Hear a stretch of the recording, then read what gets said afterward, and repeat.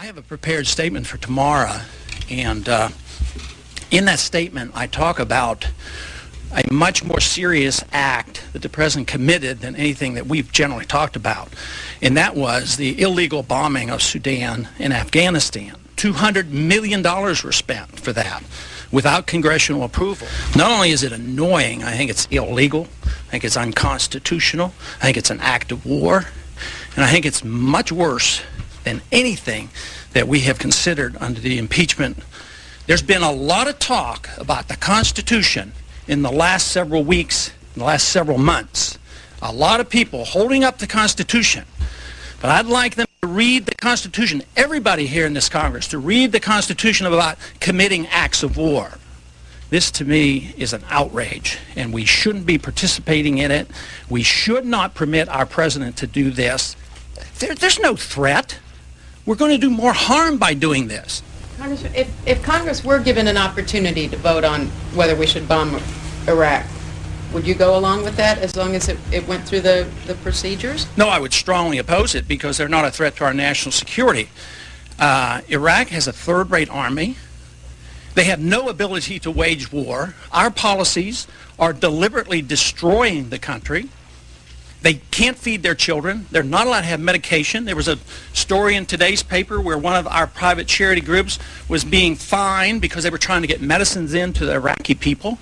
So for us to unleash bombs on Iraq at this particular time to kill more innocent people for narrow political reasons, no, there is absolutely no need to cause more bombing because of a very overall flawed foreign policy. How are you going to vote on impeachment? I'll vote for impeachment. For all 4 articles? Yes, unenthusiastically, because I think the charges are way too mild and not touching the issues that I would like to touch. I mean, that's what we should be addressing. But I wish the Congress would address the unconstitutionality of presidents waging war. That, to me, is a lot more serious than Monica Lewinsky, let me tell you. It has nothing to do with national security. Matter of fact, our national security is more jeopardized by permitting this to happen because we're liable to start a war. We're liable to have our military men killed. We're liable to have more attacks on us by terrorists.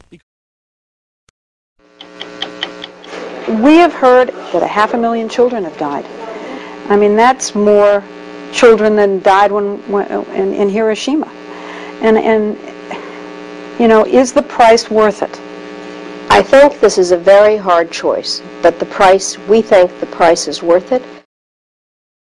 وماذا عن قتل المدنيين الأبرياء؟ قتل المدنيين الأبرياء كما تزعم أمريكا ويزعم بعض المثقفين كلام عجيب جدا.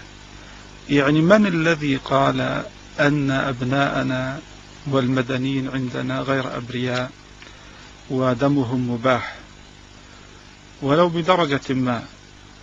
وإذا قتلنا المدنيين عندهم صاحت الدنيا علينا من مشرقها إلى مغربها وألبت أمريكا حلفائها وعملائها وصبيان عملائها.